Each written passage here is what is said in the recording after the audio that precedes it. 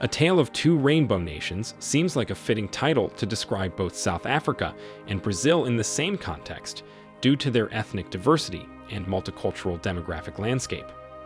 One is on the southern edge of the African continent and the other on the east coast of South America. Today, we're going to explore exactly what makes either South Africa or Brazil better than the other, and you can let us know in the comments which you think is truly better. However, before we get into any of that, please take a second to like this video, as it enables more people to view our content. This time around, we'll be comparing South Africa with Brazil. Which better place to start other than looking at the GDP for both countries? The GDP tracks the health of a county's economy. It represents the value of all goods and services produced over a specific period within a country's borders. Economists can use the GDP to determine whether an economy is growing or experiencing a recession.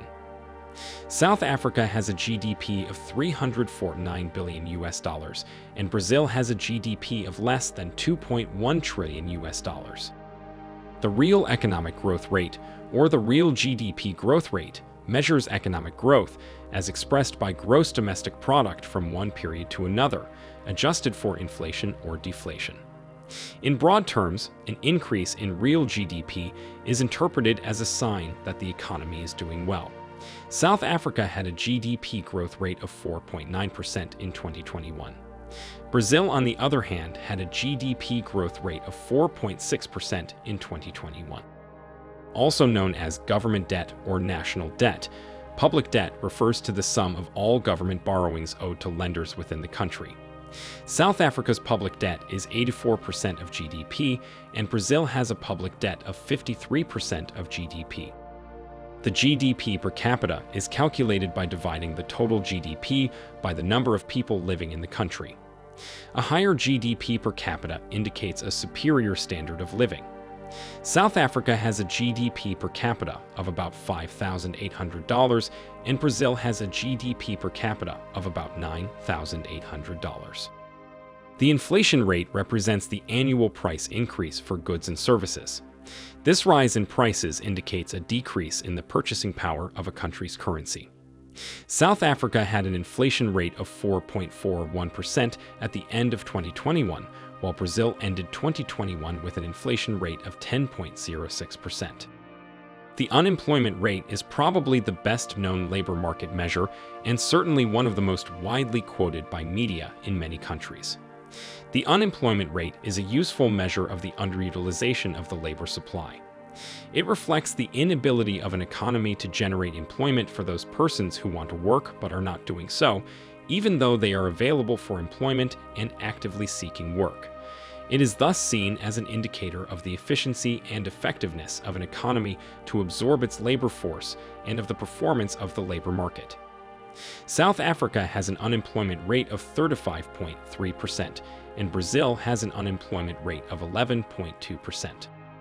The number of young people between the ages of 15 to 24 who are unemployed during a specific year.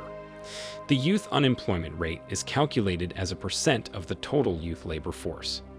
South Africa has a youth unemployment rate of 53.4%, and Brazil has a youth unemployment rate of 23%. A country's total surface area is a very important metric, as more land means more allocation of space for agriculture and real estate. It can be nice to live in big cities or countries, as a larger space may offer more options for residents and visitors.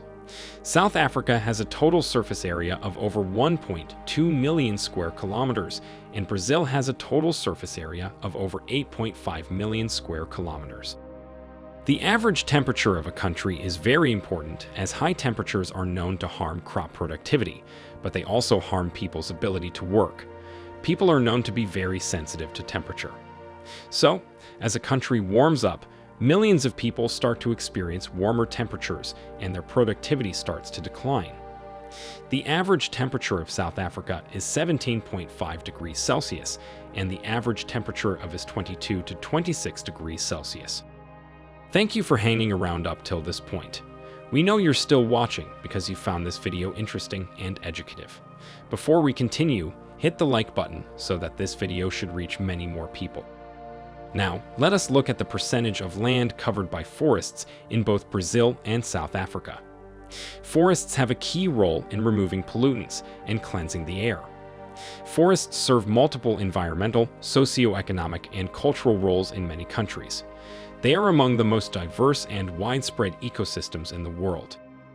Forests provide many significant resources and functions, including wood products and non-wood products, recreational opportunities, habitat for wildlife, conservation of biological diversity, water and soil, and play a crucial role in the global carbon cycle. According to the FAO, South Africa's land covered by forest is 7.6%, and the percentage of land covered by forest in Brazil is 62.4%. The percentage of land dedicated to agricultural use, including arable land, permanent crops, and permanent pasture, is known as the country's agricultural land.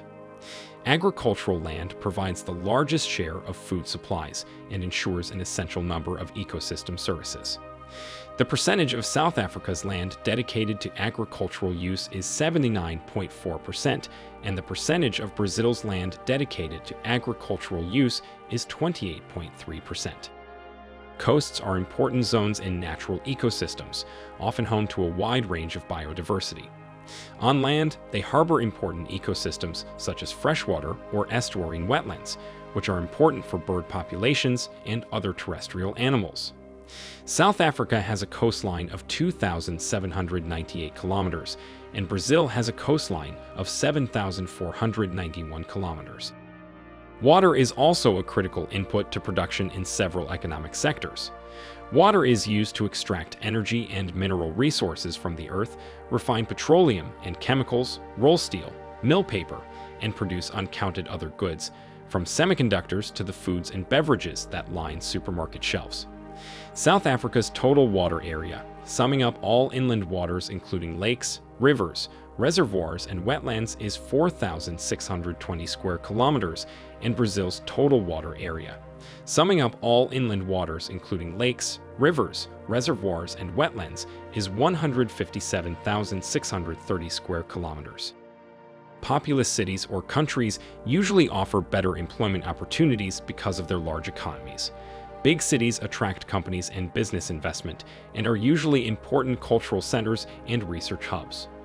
South Africa has a total population of over 60 million people, and Brazil has a total population of 213.4 million people. Population density shows how cramped or spread out inhabitants are. Cities or countries with high population densities can be considered overpopulated, which can be a problem if the infrastructure is underdeveloped. South Africa has a population density of 49 people per square kilometer, and Brazil has a population density of 25 people per square kilometer.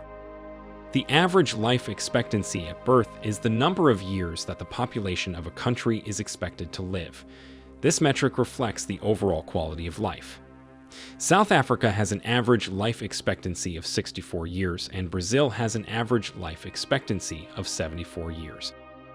The average life expectancy at birth for South Africa's female population is 65 years, and the average life expectancy at birth for Brazil's female population is 78 years.